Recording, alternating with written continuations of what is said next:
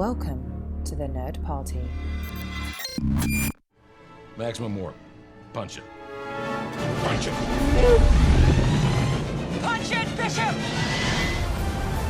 Punch it. Punch that shit! Let's punch it.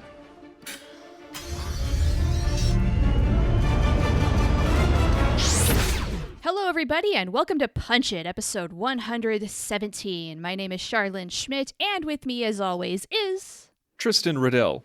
Tristan Riddell. We have, I think, what's going to be a fun topic, yet another what if, a complete hypothetical. I don't know, lately we've been thriving off of these, so why not just keep the ball rolling? And this week we're going to do a little bit of a switcheroo. We've done this before. We're doing it with a plot point, though. We're doing it with a story as well as characters.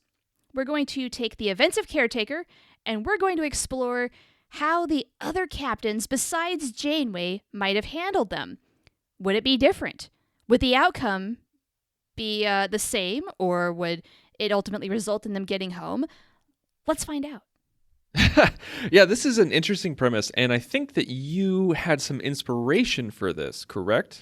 I did. I can't take full credit for this. I was browsing Reddit last night in the Star Trek subreddit, and somebody had the idea of what would Captain Garrett do if she had been taken by the Caretaker and had to deal with those events unfolding, and made a great kind of case for why it would be a little different, because Captain Garrett is a more experienced commander, she's got a different temperament, she's not quite as science-based, and so that kind of inspired me to think, well, what would some of the other captains in our Star Trek universe do with this? And I proposed it to you, and you said, yeah, good idea, let's go.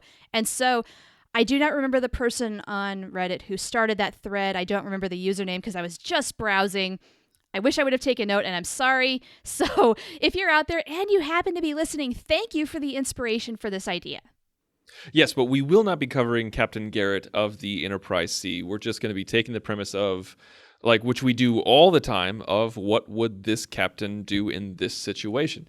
And right. So I'm pretty excited to talk about it. We kind of did something similar to this with Sisko, but I think we could do it from a different kind of mentality. Like when we did a premise of what would Sisko be like in Voyager, like what would his situation be, and so we kind of wrote a situation around it, around him, and around the situation of how Sisko would be on Voyager. And I think we came up with that he designed the Intrepid class, and so he needed to be on its maiden voyage for some reason, and then he gets trapped in the Delta Quadrant.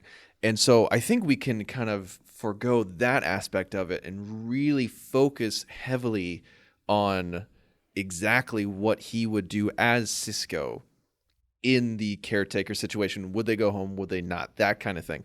And so I think we can come back to that. But barring Janeway, we've got, so let's start in temporal order here. So we got Archer, we got Kirk, we got Picard, we've got Sisko. And are we going to touch on Discovery? Are we going to touch on, who would we do? Pike from Discovery, or what would we do? That's the ultimate question, right? Which Discovery captain do we want to choose? It depends on which season, I guess. It may be, I don't know. I want to gravitate, of course, toward Pike because he is my favorite. Sorry, Lorca, but Pike is just amazing. Ensign Mount is amazing. Behind that, I would say Saru, but I don't know. When we get there, we get there. We'll get there. We'll do that one last. We'll do Discovery last. Okay. So, that's the premise. So I think what we can do is we can kind of establish, I don't think we really do. Okay, so here's the thing. Here's the question. Yeah. Is it, let's start with Archer. So is it Archer on Voyager, or is it Archer and the NX-01 crew in this situation? Oh, that's a really good thing to establish. Because we have done, as you mentioned, we have done those switcheroos where we put the captains on different ships. I think for the sake of being a little different, let's make it the NX-01. Let's make it his ship, his crew, and I want to say let's make it the pilot of this respective show. So instead of Broken Bow, the events of Caretaker are the pilot for Enterprise. That make sense? Oh, okay. So we're doing a season 1 Archer. The moment he goes out to explore the unknown, he gets pulled to the Delta Quadrant. That is really, really interesting. Okay, so that's a It's drastic. that's an element that I did not foresee. So that's going to be fun. That's going to be either really constricting or very cool. So let's figure it out. Let's see what goes. Okay, so let's just start with Archer. Let's kind of put ourselves in the head of Jonathan Archer. He's just been approved to go out on the first Warp 5 ship to explore strange new worlds, see what's out there, make peace and first contact, all of that good stuff. And as Harry says in Caretaker, and on my first mission, he's not going to die necessarily, but he's pulled to a completely remote part of space, and there is abso-fraggin-lutely no way a Warp 5 ship is going to get them home in their lifetimes. Now what?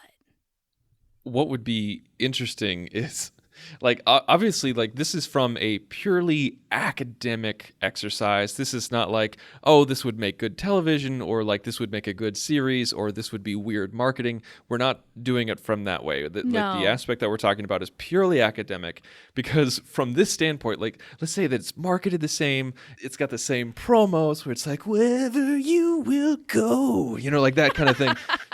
and like he goes and gets Hoshi. He meets T'Pol for the first time. They get the Klingon. They're all on the ship. Then all of a sudden, bam, they're in the Delta Quadrant. That's a freaking weird show, because you're just like, it really is. What the hell am I watching? What is going on here? Right? We're not Nebraska anymore. I think that would be interesting in itself. Like, what would the show look like if you had a Klingon on board? Like they had to keep the Klingon.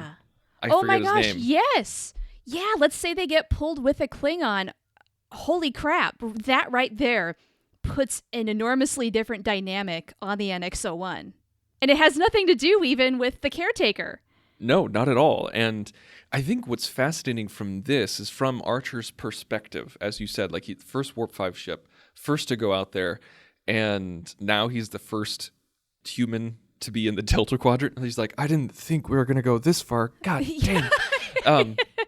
Yeah, you know, honestly, I wonder, is this going to scare the crap out of Archer, realizing, were we really ready for this? Maybe the Vulcans were right. We had no idea what we were dealing with, and now we're so far away from home, we're very likely never going to see it again. Also, scientifically, how much do they know about things like wormholes? Mm-hmm. I mean, do they lose hope right away? Or, I mean, of course, he's going to beg the Caretaker to bring them back home. But I think if you're going to keep the premise or the outcome of the show, essentially, they have to stay. Well, I think that's okay. Here's the thing is that, like, that's not part of the exercise. Like, we don't have to keep the premise of the show. It's what Archer would do in that situation, not how the show would look or anything like that. And I think that's the thing. Like, you mentioned, like, oh, Archer would beg the Caretaker. I think we need to revise that. Archer would yell till his voice was gone at the Caretaker. Angry Archer is really angry because, dang it, this is not what he signed up for. So do you think he would find a way to convince the Caretaker to send them home, or would he just force it? Let's say the Caretaker dies, and instead of defending the Ocampa from the Kazon, Archer just says, set up the equipment, let's get our asses out of here. I think season 1 Archer, the mentality of the show, it's 2001? Mm-hmm. 2001. I think Archer, what he would do, I was going to save this for Sisko, but I think he'd scream his lungs out to the Caretaker. The Caretaker would die. And I think he would get the crew back, quote unquote, home. I think he'd get back to the Alpha Quadrant. But I think he would, because there's that whole thing where everybody's just like, well, why didn't Janeway just time a bomb? You know, like leave a bomb at the array and then like set it for 30 seconds after they use it to go home or something like that. Like, why didn't they do that? A perfectly valid argument, by the way. That is a very valid argument, and we're huge Voyager and Janeway fans. But I think that's what Archer would do. I really do. I think Archer would just set a timer. He said, it's like Malcolm would come and said, like, hey, I totally have an idea. Oh, I like it. He would do what maybe you would argue Janeway should have done, but that's kind of the thing is, Janeway, as a scientist and a commander, is thinking one way. She didn't think about that. Therefore, Right. It did not happen. But Archer has the people around him to suggest that, make it happen. So they come back. They make it back to Earth, and I think Archer's report is going to be pretty astonishing. You went where? And what happened? Yeah. And this is your first mission. Wow. I mean, people are going to be a little weirded out, don't you think? I think so, and I also think that this would probably be the time. Like, you know how at the end of season 3 and at the beginning of season 4, Archer was talking to Captain Hernandez and saying, like, bring the phasers, bulk up the torpedoes, do whatever you can. And she's just like, I don't want to take a warship. And he's like, you need a warship in order to save yourself and save your crew. I feel like this would kind of be the beginning of that. Like, once they got back, Archer would be like, we need to kind of bulk up our stuff here. We are not ready. We're not ready for what's coming because the Kazon can't even replicate water, and yet they spanked us, with their, they spanked the NX-01, like that kind of thing. So I feel like that's kind of where he would be.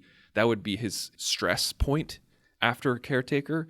And also, before they leave, I think T'Pol would be the one to say, it's not. I think she would raise the whole Prime Directive concerns because Archer doesn't have a Prime Directive. They don't have a Prime Directive. So I think T'Pol would be the one to say, like, listen, we can't risk it.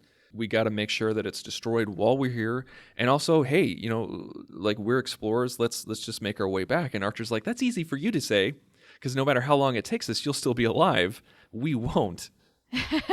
Yeah, I think Archer is going to think of this much more narrowly where he does not have a choice. They must come back. Right. This is not our mission. So you think Archer, though, would be more on the side of... He would err on the side of caution because we need to be ready for the unknowns out there. I think he would be much more cautious as a result of being pulled so far away. What other bigger forces out there are out to get us? Mm-hmm. I think either way, though, the outcome is... Even with a Warp 5 ship, boy, we've really got to slow our roll here. We've got to be extremely careful and cautious.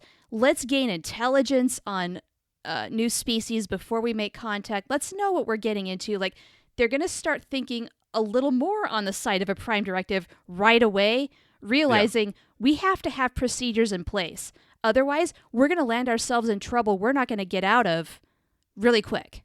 That's exactly what I was going to add to the conversation. I said it was like, if Caretaker happened instead of Broken Bow, there would have been a conversation of, holy crap, we need some sort of Prime Directive. We need some sort of ruling principle about interfering with other cultures because that is a master class in the Prime Directive gray area. Because I feel like that actually would have been Archer's way to get out of it because he didn't have the Prime Directive in Caretaker, he'd be thinking differently. Where he would say, listen, it's not our fight. Not Federation, but like Starfleet has no business being here in the first place. We were drawn in against our will. That's up to the Ocampa. That's up to the Kazon. That's up to them to figure it out. None of this involves us, and so we're just going to get home. Like he would, even if we weren't here, he was going to die anyway. True. Like that kind of thing. Yeah. So we're just erroneous guests in the midst, and we're piecing out. Right. I think that's what would happen. I think Malcolm would want to blow stuff up. T'Pol would say, like, this is a Prime Directive issue. We need to stay. And Archer would say, BS. We have no business being here. Malcolm, blow it up. Let's go. That's their compromise is if they at least destroy the array so the Kazon can't take over it. They've leveled the playing field enough while also saving their own butts. Mm-hmm. Happy of a situation as can be, even though it's not happy. But hey. Also, they're not going back to the Delta Quadrant anytime soon. They have no idea the fallout, what's going to happen. Right. Frankly, Archer's going to see that, I think, is none of their business. T'Pol's going to object, but Archer's going to say, too bad. Okay, so let's go ahead and move on to TOS. So this is the first episode of TOS, where no one has gone before, where we really are on the outer fringes of the galaxy here. So we're talking Kirk version here. We're not talking... Kirk. We're not talking TOS Pike. We're talking TOS Kirk. Yeah, not TOS Pike. Maybe Disco Pike, but we'll get there. Yeah. So this is TOS Kirk, Spock, McCoy, boom, first episode. This is a hell of a first episode for TOS. Yeah. It's a very sci-fi out there concept, right? You're getting pulled across the galaxy to strange unknowns, and they're being brought there to replace the Caretaker. Mm-hmm. Okay. This really kind of goes against a lot of what makes TOS TOS in a way, because usually Kirk is going to do one of two things. He's either going to talk down the godlike figure and strip it for its godliness and make it fall, or he's going to just take him down in a physical fistfight. Well, the Caretaker's dying. We can't do the latter. So is Kirk going to have a conversation with the Caretaker, kind of like Janeway did, where the Caretaker is saying, look, I need somebody to replace me. These Ocampans, they're children. And Janeway says, well, children need to grow up. Can you imagine Kirk saying something like that? Yes, I can actually. Yeah, I can too. That's why I asked. Yeah, I think Kirk would have the exact same conversation as Janeway, but like Kirk would just do it in his very Kirk way. You know, he would just be like kids need to grow up. You know, like they need to evolve. They need to grow, and they're not going to be able to do that with you. Right? Yeah, they like might that kind of thing. surprise you with their ingenuity once they're on their own. Yeah, and so I think he would definitely have one of his speeches, but I feel like I think Kirk, like if this was Caretaker in the 60s, and we don't want to change it too much because we want it the same kind of situation. Yeah. I feel like if it was the same situation, but yet in a 1960s mentality, I think Kirk would win it all. I think that's the thing. I think Kirk would have the same. He would get the elements. He would get the great elements of everybody. Like he would have the same speech of Janeway, and the Caretaker would die. I feel like he would. I think he would defeat the Kazon. You're saying exactly what's running through my mind. I think he would disable the Kazon so that they're not going to interfere with the Ocampa, but they would also get themselves out of there. But he wouldn't destroy the array. I think he would defeat the Kazon and then figure out a way to defeat the Kazon and then give the Ocampans the array. Say like, here you go. Oh, you think? That's what I think. I think it's your turn to grow up. It's your turn to use the technology. Figure it out on your own. We're going home. Oh, I really like that idea. Is it ethical, though? Does it actually matter? follow a prime directive of the day? I mean, I think it's very TOS, and therefore I do feel like it fits. But I've got to question it anyway. Well, what about it is unethical to you? Let's start with there. Well, I mean, is giving the array violating the prime directive? Well, it's interesting because you could worm it around where TOS could bend the. I think Kirk could bend the rules by saying we weren't asked to be here. We were defending ourselves from the Kazon. We were fired upon first, and so we were just defending ourselves. The Caretaker's dead. He's the one who brought us here, but it was also his last wish to help the Ocampans. And so, since we're not supposed to be here and he's dead, does that absolve us from helping out the Ocampans? I mean, it was his original wish. That's what the technology exists in the first place. We're now just blah, blah, blah, blah, blah, blah. I think you could do any kind of mental hurdles or what's the term I'm looking for? Thank you. Jeez. I think you could do as many mental gymnastics as you need to justify it. And I think that's what Kirk's specialty is. That's true. Taking the prime directive, recognizing it, and saying, well, because of A, B, and C, it doesn't really pertain to this situation. Right. Okay. Yeah, and seeing as how they are so far removed from home base, I think Kirk can argue it's not our responsibility to take care of these people. I think in a TOS fashion, you would have an Ocampan leader talking with Kirk toward the end, saying, we'll find a way to take care of ourselves. We will try to understand the Caretaker's technology, use it for our benefit. We'll be okay. We'll figure this out. Don't you worry, Captain Kirk. Yeah, exactly. And that would give the very TOS moment where Kirk wins the day, but also gifts the lesser thans. Yes. So true. Technology and knowledge. Right. And then the children will find a way to grow up. All is well. And then meanwhile, the last thing they do is they use the array to send them back. The Ocampans wave, wish them well, and that's the end of it. Right. Okay. Right. Okay. So that's TOS. TNG, Picard. This is going to be a difficult one. Yeah, this is. Because Picard is going to have a really good conversation with the Caretaker. But how is he going to handle the Kazon? My first... with the Kazon, I think he would would be strict with the Prime Directive. I think Picard would be very strict, like letter of the law. This is what we do. This is what we don't do. I mean, we have to remind ourselves, folks, that Picard is the man who was willing to watch civilizations die in front of him because he could not interfere due to the Prime Directive. This is a man who holds fast to the principles of the Federation, even if we deem it immoral. But Picard is also, in many people's eyes, the most moral captain we've ever seen. It's true. A thought just occurred to me. Would this story be a little different in that he would make as much peace with the Kazon as he could by giving them water and saying, if we give you water, you leave the Ocampa alone? Now, that's not going to work. No, I don't think that would happen at all. No? I kind of feel like that would be that everybody wins TNG, like really early, season 1 TNG situation where the humans are the heroes and, everything has to be perfect in Utopia. I think with season 1, if that's what we're doing, specifically season 1, episode 1 of TNG, it's not Encounter at Farpoint. It is totally. It is Caretaker. I think, like, if we adjusted it a little bit so that we would get Geordi, Crusher, and Riker before they went to the Delta Quadrant, obviously. I think.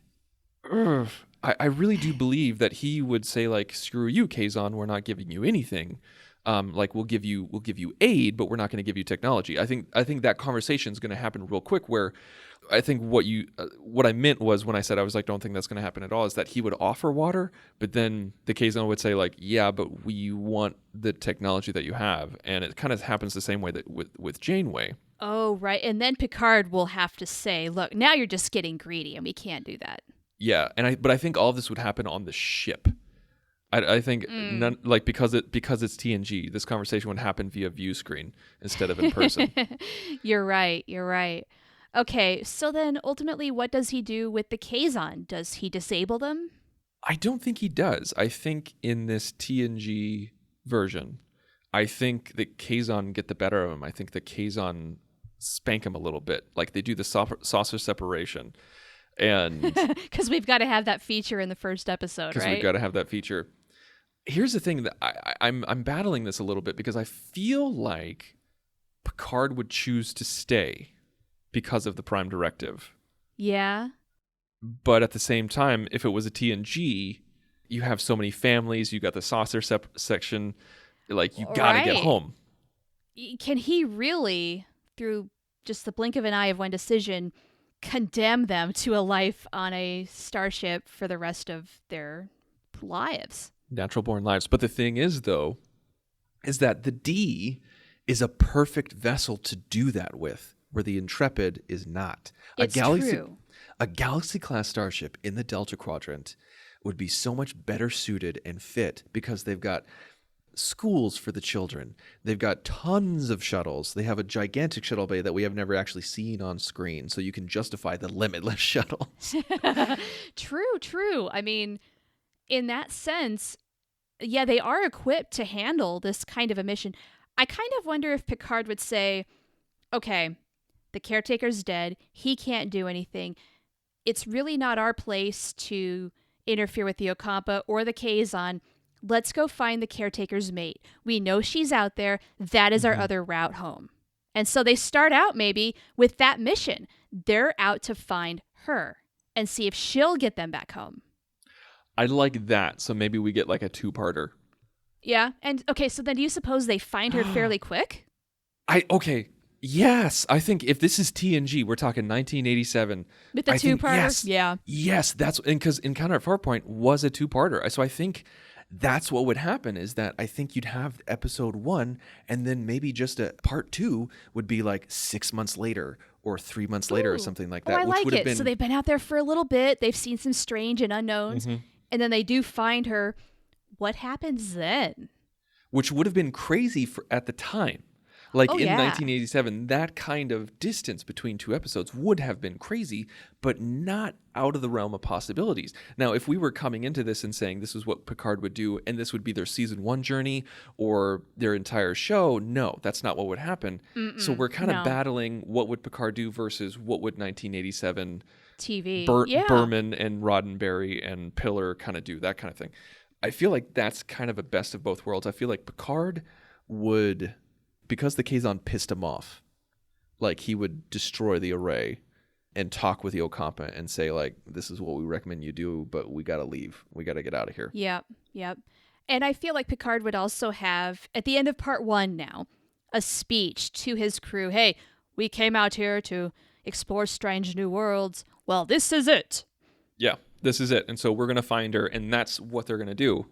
And we're going to find the caretaker's mate, and they do it, like, right away. Like, I mean, Part time 2. passes. Part 2, that's what they do in part 2. Then they get home. Okay, so we know Suspiria is kind of this evil lady who's not about to help him. Is that going to be different in this 2-parter? I think that's interesting. Like, what do we do with Suspiria? Like, Yeah, I think, like she went away for a reason. I feel like we would explore that a little bit. Like maybe she disagreed that kind of keeping the Ocampa in this infantile state was doing them more harm than good. I feel like she would believe that. And so then that's going to make Picard kind of wonder, oh, did we do the right thing back there?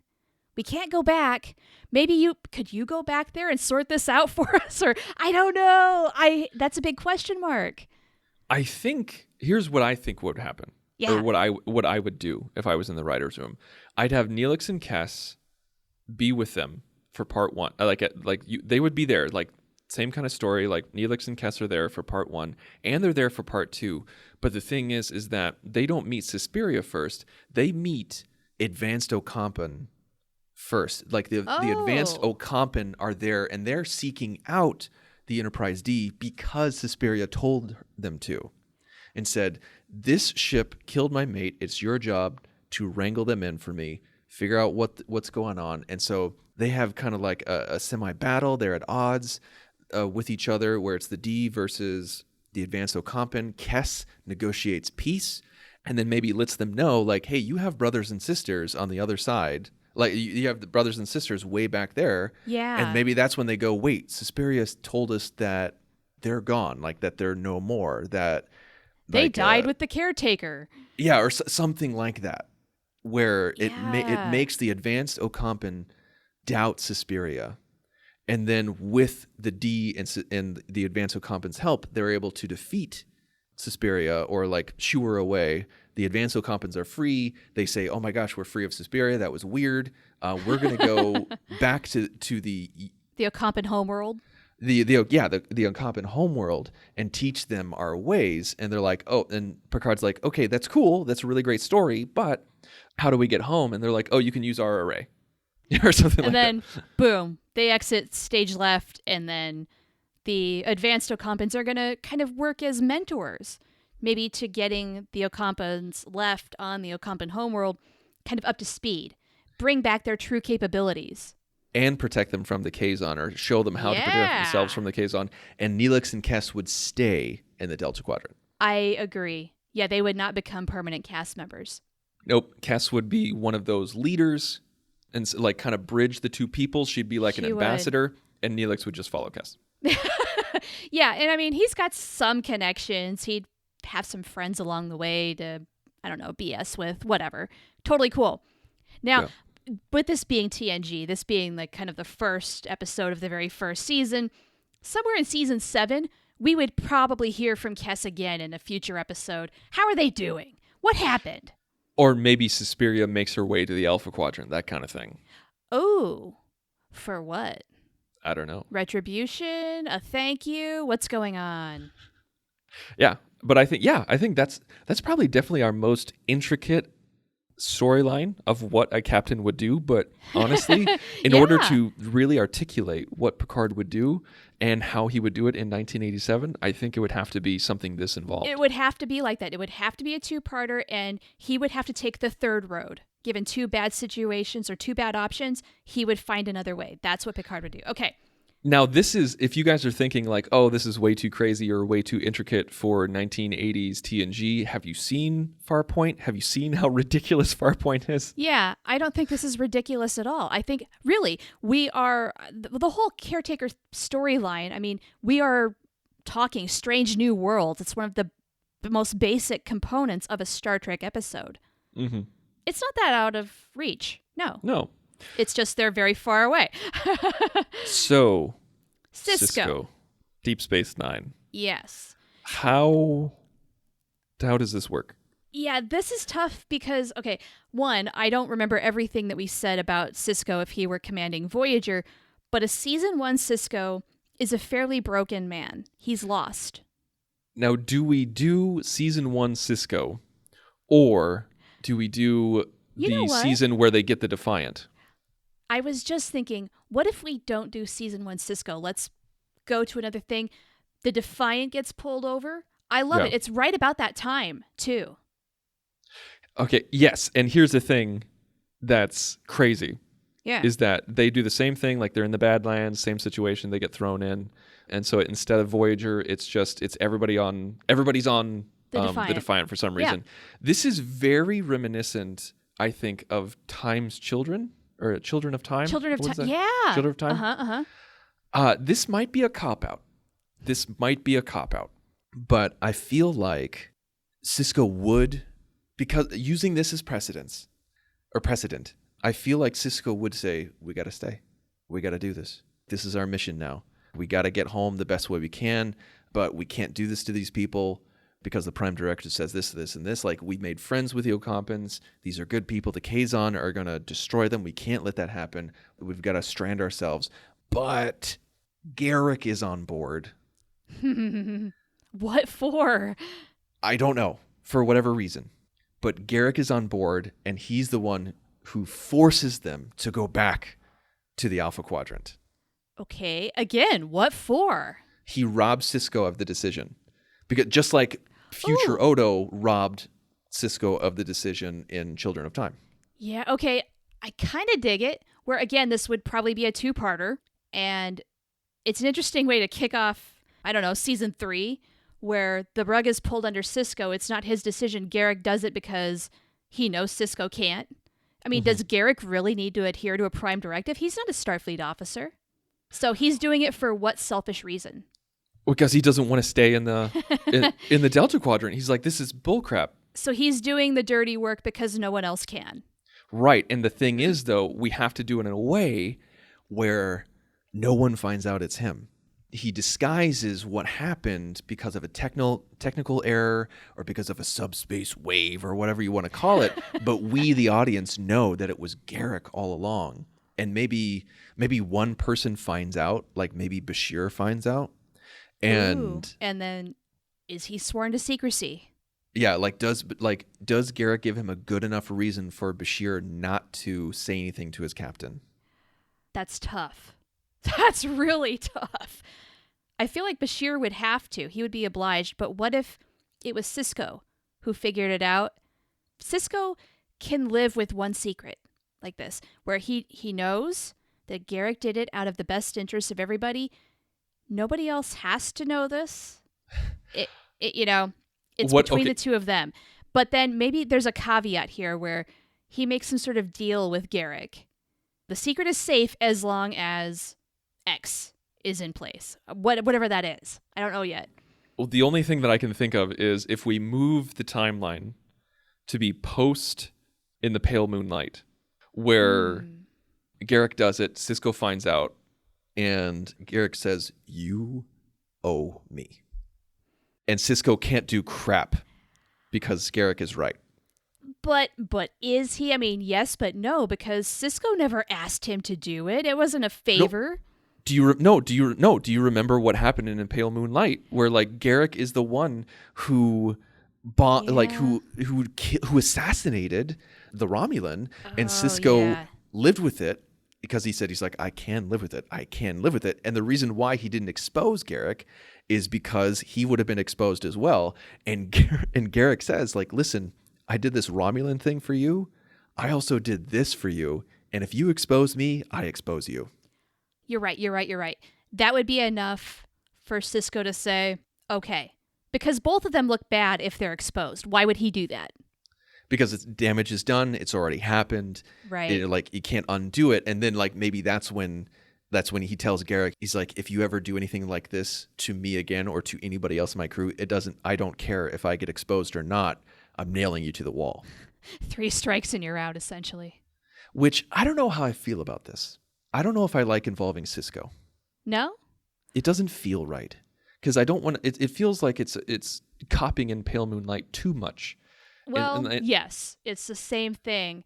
Yeah, but I don't like can it. see a conversation between Garak and Sisko where this has to stop. I think it's just too similar. I'd rather not involve Sisko. I'd rather either go with my original thought of no one except the audience finds out that it's Garak, or Bashir finds out and then is sworn to secrecy because of some reason. I feel like the former is a little more clever. Okay. For us as an audience, it's our little secret with Garak. I like that. Yeah, I agree with you. It's a little more personal, and then that way another Starfleet officer is not held accountable and drops the ball for whatever reason. Right. I don't want another Starfleet officer to do that. And so I think this is very much within Garak's character, because if you look at In a Pale Moonlight, he assassinates the Romulan, and you also look at, I can't remember the episode, but they're at the Founders' homeworld, and Garak's trying to bomb the homeworld with quantum torpedoes and kill all the Founders. That's right. And he's just like, you don't understand. We could totally do this right now. What is wrong with you? It's true. Yeah, really, of anybody, Garak would be the one to do this. So he is that logical choice. I think we've got enough for a solid two-parter to say kick off, I don't know, season 3, because by season 4, then we're getting involved with the Klingons and that whole thing. And so I kind of feel like season 3, we just got the Defiant. That's the time for this. Yeah, like they had this isn't their first mission with the Defiant, but it's like their second or third kind of deal. Yeah, like I don't feel like we would be kicking off season 3 with it. It would be probably like the November sweeps two-parter. Yeah, instead of past tense, which I love dearly, it would be something like this. Yeah, I like that. I think this is good. This is solid. Okay, cool. So that takes care of DS9. Shall we jump now to Disco? Yeah, this one's going to be tough. Yeah, it really is. Okay, so we agree, though, that we're going to go with Pike. If we're going to go with Pike, here we go. This might not be tough. This might be the simplest one. Oh, yeah? Do tell. Pike in Star Trek Voyager. Basically, that's the show. There you go. Like, I feel like... He's, because he is, like, the most sound and ethical Starfleet captain, right? He's the epitome of what that stands for. He probably would end up saying, look, we can't just leave these people to die. We have to do something. We didn't ask to be involved, but we're involved, just like Janeway said. And he would stay. And right. Number 1 would have his back. So Yep. Anybody who would object, screw you. I think this is what it would be. Okay, that wasn't hard at all. That wasn't hard at all. I think it would be Captain Pike at the Adventures of the USS Voyager. But oh my gosh. Okay, so then there's just a bunch of shenanigans. Like, how is Michael going to just get overly involved in everything in the Delta Quadrant? And, oh my gosh. Because that's the way disco storytelling goes. Saru, being an alien, is going to encounter a whole bunch of other new aliens. He's going to become like a first contact specialist? I don't know. Well, I mean, essentially what people think that we're going to get in season 3 of Discovery is very Voyager-esque. Like all of us have said, like, oh, that's kind of like what Voyager is. Yeah, definitely some parallels there, but we're doing it with season 2 to have Pike. Mm-hmm. Or, again, you could break it down even more, and this really could just be Disco season 3. This is how presumably maybe... I don't know, you would kick it off where they have that potential to get home because Voyager did this too. They had chances way too early, blew it, and then no. Or like we do the whole thing where like Pike would basically this would be Discovery season 3 and Pike would just allow Saru and Burnham to stay behind with because of the caretaker stuff. But yeah, I think if it was Pike in the Enterprise, it would be exactly how Janeway did it. If this is a Discovery show, then what would happen is we would see maybe Enterprise and Discovery were pulled into the Delta Quadrant, and they're like, one of us can go home, but one of us has to stay. And they decide, and they say, okay, Enterprise goes back, and we stay behind with Discovery, and then we have season 3, which is like season 1 of Voyager. Yeah, right? That sounds pretty good, I think. More or less. Yeah, we're ignoring the whole thing that Discovery got, pulled itself into the future, but to suit these needs. Yeah. They're just getting pulled to a massively distant part of the galaxy instead. Right. Okay. Well, I think that covers it. I think that covers everything, folks. I think this is what we think each captain would do in that situation. Like, yeah, we started with season 1, episode 1 with most everybody, but of course we had to fudge it as we went along. That's just what you do. That's what we do. But if you think anything different, please let us know. Send us an email. Go to thenerdparty.com/contact. Select Punch It from the drop-down menu. Fill out the form. And tell us what you think Pike would do, what you think Kirk would do, Picard, Sisko, Archer, anybody else that you can think of. Like, I know that there's some crazy Jellicoe fans. What would Jellicoe do? Hey. I don't care. But send us it anyway. Yeah, I mean, this whole thing spawned from like a Captain Garrett, what would she do thing. Let's hear about Captain Hernandez or Captain Ransom. Throw us your ideas. I'd love to hear them. Captain Spock, Captain Riker, all those kind of things. What the hell is going on? Yeah. What the hell is going on here? Yeah, those kind of things. So let us know. You can also find us on social media. You can find us on Facebook, Instagram, Twitter. Our show account is @JoinNerdParty. You can find me personally on Twitter @TheInsaneRobin. And you can find me at Oh the Profanity. Now, next week, we're not going to be lost in the Delta Quadrant, but it's going to be a heck of a lot of fun. So please tune in because we are going to punch it. Ready for warp, sir. Let's punch it.